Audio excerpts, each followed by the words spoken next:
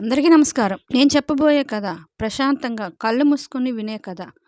భర్త చెడ్డవాడైతే భార్య పడే బాధను తెలిపే సతీ సుమతి కథ.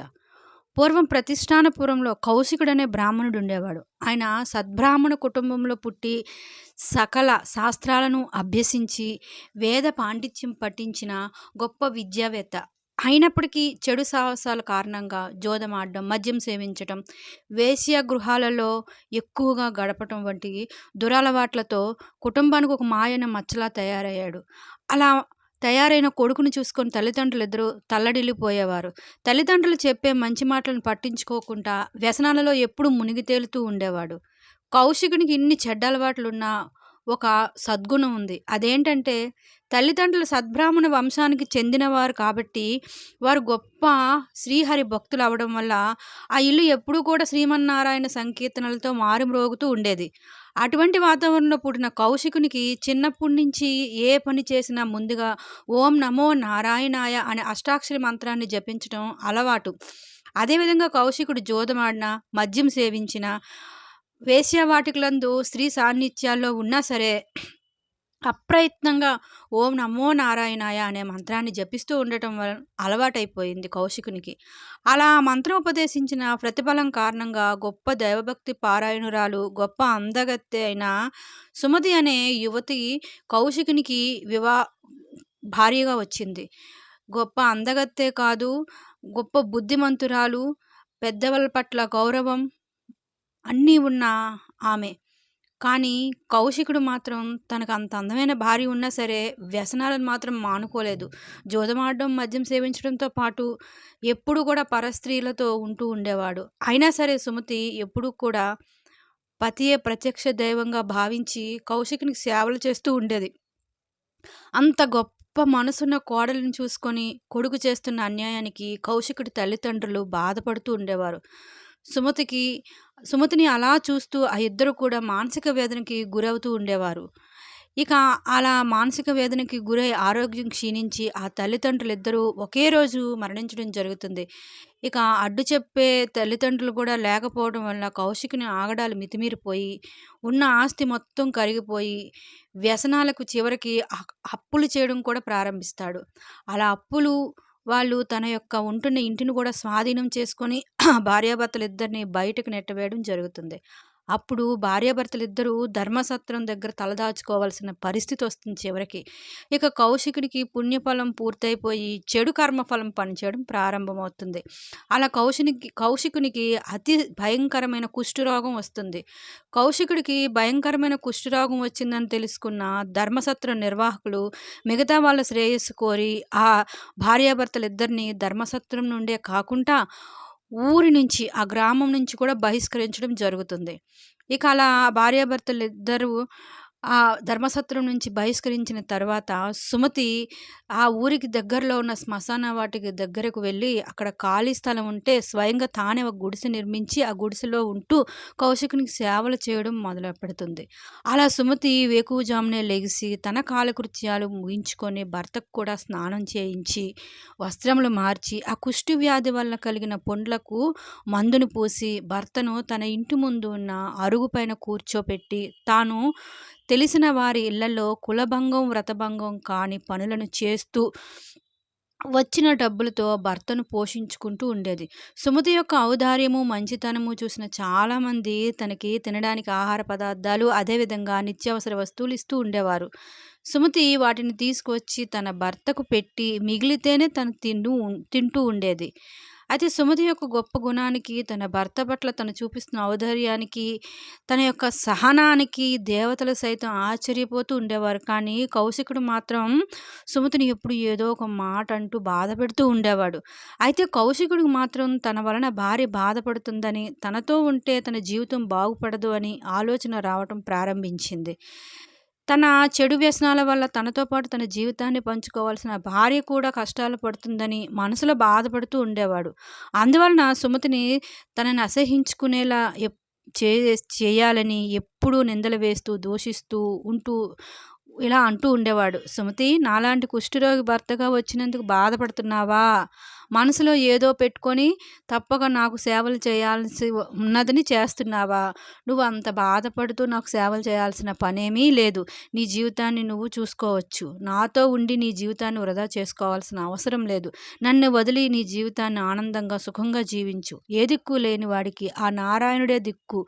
నాకు ఆ శ్రీమన్నారాయణుడి యొక్క అనుగ్రహం ఎప్పుడూ ఉంటుంది" అంటూ ఉండేవాడు. కానీ సుమతి గొప్ప ఔదార్యం గల మనసు గల స్త్రీ కాబట్టి ఆచితూచి మాట్లాడుతూ ఉండేది. భర్త యొక్క మనోగతిని తెలుసుకున్న స్త్రీగా భర్తతో ఇలా అంటూ ఉండేది. "నిజమే, ఏ దిక్కు లేని వాళ్ళకి ఆ శ్రీమన్నారాయణుడే దిక్కు. అందుకే మీకు సేవ చేయడానికి స్వయంగా ఆ శ్రీమన్నారాయణుడే నన్ను ఆజ్ఞాపించి మీ భార్యగా పంపించాడు. ఇది ఆ దైవం నాకు ఇచ్చిన గొప్ప కార్యంగా భావిస్తున్నాను. మీకు సేవ చేయడం అంటే మాధవునికి సేవ చేసినతో సమానం" అని అంటూ ఉండేది. ఇలా సుమతి తన పట్ల ఏమన్నా సరే చిరాకు లేకుండా, అసహ్యం లేకుండా మాట్లాడుతూ ఉండేది. కౌశికుడు దానికి కొత్త కొత్త ఆలోచనలు చేస్తూ ఉండేవాడు. సుమతి మనసు తనపై లేకుండా చేయటానికి. ఇదంతా ఆ పైన భగవంతుడు వినుంటాడు. అందుకే ఒక సందర్భాన్ని సృష్టించాడు. అదేంటంటే, ఒకరోజు రాజ్యంలోని రాజభవనంలో దొంగలు పడి ధనాన్ని, వజ్ర వైడూర్యాల్ని, మిగతా సంపదను మూటగట్టుకొని దొంగతనం చేసి అక్కడి నుంచి వెళ్తూ ఉండగా అది గమనించిన రాజభటులు ఆ దొంగలను వెంటాడుతూ వెళ్తారు. అది గమనించిన దొంగలు అక్కడ దగ్గరలో ఉన్న మాండవ్య మహాముని ఆశ్రమంలోనికి ప్రవేశించి అక్కడ తాము దొంగలించిన సంపదను దాచి వారు కూడా అక్కడే దాక్కుంటారు. కానీ వాకిట్లో మౌనవ్రతం వలన భగవంతుని ధ్యానంలో ఉన్న మాండవ్య మహాముని అంతా చూస్తూ దొంగలను మాత్రం ప్రతిఘటించలేని పరిస్థితుల్లో ఉంటాడు. కానీ రాజభటులు దొంగల ఆశ్రమంలో ప్రవేశించడాన్ని గమనించి ఆశ్రమంలోకి వెళ్ళి దొంగలను, వారు దోచుకున్న సంపదను పట్టుకొని తిరిగి వెళ్తూ అక్కడే వాకిట్లో ధ్యానంలో ఉన్న మహామునిని కూడా అంతా తెలిసి మౌనంగా ఉన్నందుకు అందులో తనకి కూడా భాగం ఉందని భావించి తనను కూడా బంధించి రాజు వద్దకు తీసుకెళ్ళడం జరుగుతుంది. అయితే ఆ మహారాజుకి మునుపెన్నడూ గతంలో మాండవ్య మహామునిని కలిసింది లేదు. అందువలన మహాముని అని రాజుకి తెలీదు. ఇక మాండవ్య మహాముని కూడా మౌనవ్రతలో ఉండటం వల్ల ఆ దొంగతనానికి తనకి ఎటువంటి సంబంధం లేదు అని చెప్పలేని స్థితిలో ఉంటాడు. కాబట్టి ఇంకా మహారాజు దొంగతనం చేసిన దొంగలతో పాటు ఆ మాండవ్య మహామునికి కూడా వ్రతభంగ శిక్షను ఖరారు చేస్తారు. ఇంతకీ వ్రతభంగ శిక్ష అంటే ఏంటంటే, ఒక త్రిశూలం లాంటి ఆయుధాన్ని తీసుకొని దాని పదునైన భాగాన్ని ఆకాశం వైపు పెట్టి దాని యొక్క పిడిని భూమిలోకి దించి ఆ పదునైన భాగం పైన ఎవరైతే శిక్షకు అర్హులో వారిని కూర్చోబెడతారు. ఇక ఆ శిక్షను అమలు చేయమని మహారాజు ఆజ్ఞాపించి అక్కడి నుంచి వెళ్ళిపోవడం జరుగుతుంది. అదే సమయంలో తెల్లవారేసరికి సుమతి మేల్కొని తన కాలకృత్యములు ముగించుకొని తన భర్తకు స్నానం చేయించి వస్త్రములను మార్చి ఎప్పట్లానే కుష్టి పుండ్లకు మందును పూసి అరుగుపైన కూర్చోబెట్టి తన ఇంటి పనుల్లో నిమగ్నమై ఉంటుంది. తన వాకిటి ముందర నుంచి ఒక పల్లకీలోని వేశ్యని తీసుకొని భటులు వెళ్తూ ఉంటారు. ఆ వేశ్య తెరచాటు నుంచి కౌశికుడు చూడడం జరుగుతుంది. అదే సమయంలో కౌశికుడు మనసులో సుమతికి తనపైన ద్వేషం పెరిగేలా చేయటానికి ఎలాంటి కార్యం చేయాలా అని ఆలోచిస్తూ ఉంటాడు. సుమతిని ఉద్ధరించే పనిలో ఉంటాడు మన కౌశికుడు. ఆ సమయంలో ఆ పల్లకిలో ఉన్న వేశ్యని చూసి కౌశికుడికి ఒక ఆలోచన తడుతుంది. ఇక ఆ తర్వాత మధ్యాహ్నం వేళలో సుమతి కౌశికునికి భోజనం తినిపించే ప్రయత్నం చేయగా భోజనం తినడానికి అంగీకరించడు కౌశికుడు. సుమతి ఎన్ని విధాలుగా ప్రయత్నించినా కౌశికుడికి మాత్రం భోజనం చేయడు. తర్వాత దానికి గల కారణాన్ని తెలపమని సుమతి అడగడం జరుగుతుంది. అప్పుడు కౌశికుడు ఇలా చెప్పడం ప్రారంభిస్తాడు. "సుమతి, ఈరోజు తెల్లవారుజామున నువ్వు నన్ను వాకిట్లో కూర్చోపెట్టావు కదా, అప్పుడు మన ఇంటి ముంగరన దారిలో నుంచి ఒక వేశ్యను పల్లకిలో భటులు తీసుకువెళ్ళడం చూశాను. ఆమెతో నాకు ఈరోజు రాత్రి గడపాలని ఉంది.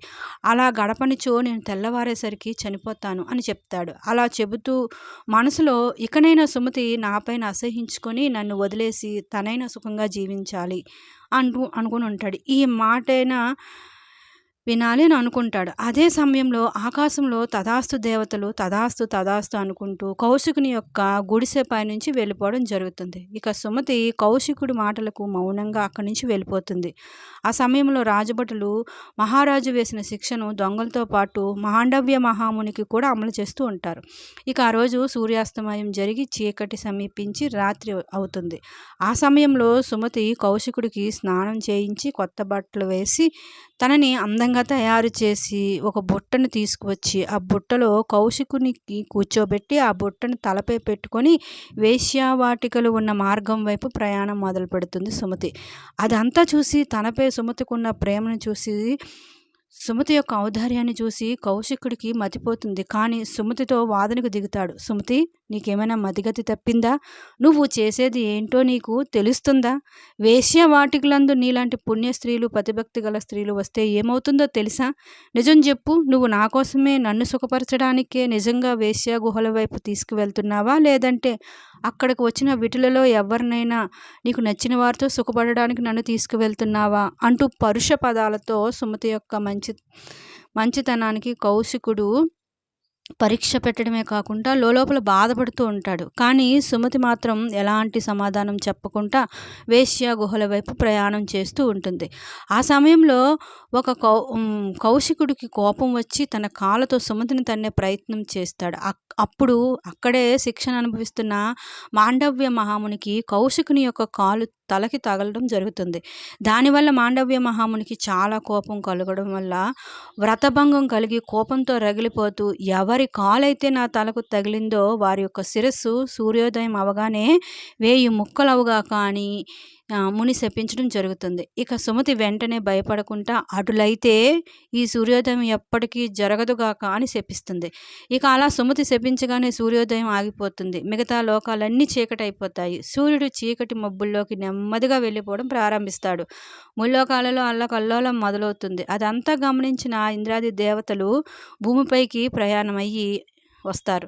అలా ప్రయాణమై వచ్చి సుమతిని ప్రార్థించడం మొదలు పెడతారు. తల్లి సుమతి, క్షమించు, ఈ యొక్క శాపాన్ని వెనక్కి తీసుకో. ముల్లోకాలకు శ్రేయస్సు కలిగించిన దానివవుతావు. లేకుంటే ఈ ముల్లోకాలలో సృష్టి ఆగిపోతుంది. చరాచర జీవరాశులు అతలాకుతలమైపోతాయి. జీవనగతి ప్రశ్నార్థకమైపోతుంది. శాంతించు తల్లి అని ప్రార్థిస్తారు. అప్పుడు సుమతి మాత్రం ఇలా చెప్తుంది, నా భర్త లేని ఈ లోకం కానీ లోకులు కానీ ఏమైపోయినా నాకు పని లేదు. నా భర్తకి ఆ మహాముని ఇచ్చిన శాపాన్ని వెనక్కి తీసుకోమని చెప్పండి. అప్పుడే నేను కూడా నా శాపాన్ని వెనక్కి తీసుకుంటాను అని అంటుంది. అప్పుడు ఇంద్రాది దేవతలు ఇలా చెప్తారు, అమ్మా సుమతి, మహాముని ఇచ్చిన శాపాలను వెనక్కి తీసుకోవడం మా వల్లే కాదు, స్వయాన ఆ శ్రీ మహావిష్ణువు వల్ల కూడా కాదు, అది అనుభవించి తీరాల్సిందే అని చెప్తే అప్పుడు సుమతి, అలా అయితే నా శాపాన్ని కూడా నేను వెనక్కి తీసుకోను అని అంటుంది.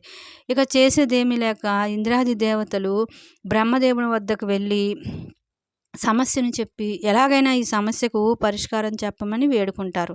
అప్పుడు బ్రహ్మదేవుడు, ఓ మహాపతివ్రత యొక్క శాపం నుండి ఈ లోకాలను రక్షించగలిగేది మరో పతివ్రత మాత్రమే, కాబట్టి ప్రతి సతీ సుమతి యొక్క శాపం నుండి ఈ లోకాన్ని రక్షించగలిగేది సతీ అనసూయ మాత్రమే అని చెప్తారు. అప్పుడు బ్రహ్మదేవుని యొక్క మాటల్లో సూక్ష్మాన్ని గ్రహించి ఇంద్రాది దేవతలు అత్రి మహాముని ఆశ్రమంలో ఉన్న అనసూయ దగ్గరకు వెళ్ళి విషయమంతా వివరించి ఎలాగైనా ఈ లోకాలను రక్షించమని వేడుకుంటారు. అప్పుడు అనసూయ వారికి అభయం ఇస్తుంది. సుమతిని ఎలాగైనా ఒప్పించి ఈ లోకాలను రక్షించే బాధ్యత నాది అని చెప్పి సుమతి వద్దకు ప్రయాణమయ్యి వెళ్ళి సుమతితో ఇలా మాట్లాడుతుంది, అమ్మా సుమతి, నీ యొక్క పతిభక్తికి, త్యాగానికి, ఔదార్యానికి, ప్రతి ప్రాణాలను కాపాడాలని నువ్వు చూపే ధైర్యానికి ఈ లోకం ఎప్పుడు తలవంచుకొనే ఉంటుంది. కానీ సూర్యగమనం నిలిచిపోవడంతో లోకాలన్నీ బీతిల్లిపోతున్నాయి. నీకు నేనున్నాను, నన్ను నమ్ము, నన్ను నమ్మి నీ శాపాన్ని ఉపసంహరించుకో, లోకానికి శాంతిని ప్రసాదించు అని హితవు పలుకుతుంది అనసూయ. అప్పుడు సుమతి ఆమె పాదాలకు నమస్కరించి, అమ్మా, నువ్వు నాకు తల్లి లాంటి దానివి, నా సౌభాగ్యాన్ని నిలబెట్టగల సమర్థురాలివి, నేను నీ ఆజ్ఞను శిరసావహించి నా శాపాన్ని ఉపసంహరించుకుంటాను. తక్షణమే సూర్యోదయం అవుగా కానీ సుమతి పలకగానే మరుక్షణమే సూర్యరథాలు కదిలి సూర్యోదయం అయింది. ముల్లోకాలకు వెలుగు రేఖలు వ్యాపించి అంధకారం అంతరించింది. అదే సమయంలో ఆ మహాముని పలికినట్లుగానే కౌశికుని శిరస్సు 1000 ముక్కలయ్యింది. అతడు నారాయణ నామస్మరణ చేస్తూ ప్రాణాలను విడిచాడు. ఆ మరుక్షణమే త్రిమూర్తులు ప్రత్యక్షమయ్యారు. బ్రహ్మ ఆ ఇద్దరు తల్లులకు ప్రశంసిస్తూ, మీ వలన లోకాలనికి శాంతి చేకూరింది తల్లి అనసూయ. నీ మాటలు నెరవేరుస్తూ కౌశికునికి ప్రాణదానం చేస్తున్నాను అంటాడు. అప్పుడు శ్రీ మహావిష్ణువు, కౌశికుడు నా భక్తుడు, నిరంతరం నారాయణ మంత్రప్రియుడు. పూర్వజన్మ సంస్కార ఫలం వల్ల అతనికి కుష్ఠువ్యాధి అకాల మరణం పొందాడు. ఇప్పుడు దుష్కర్మలు తీరిపోయి పునర్జీవుడవుతున్న కౌశికునికి దివ్య దేహము, ఆయురారోగ్యము, భోగభాగ్యాలు అనుగ్రహిస్తున్నాను అని పలుకుతాడు. మరుక్షణమే కౌశికుడు దివ్య సుందర దేహంతో పునర్జీవుడవుతాడు. ఆ భార్యాభర్తలిద్దరూ ఆనందంతో త్రిమూర్తులకు ప్రణామాలు చేశారు. ఆ మహాశివుడు ఆ దంపతులను ఆశీర్వదించి, అమ్మా సుమతి, ఈ కల్పాంతం వరకు మీరు చిరంజీవులై తపోమండలంలో సుఖ సంతోషాలతో కాలం గడిపి కల్పాంతమున శ్రీ హరి పాద సన్నిధికి చేరండి అని వరమిచ్చాడు. ఆ తర్వాత త్రిమూర్తులు అక్కడి నుండి వెళ్ళిపోయారు.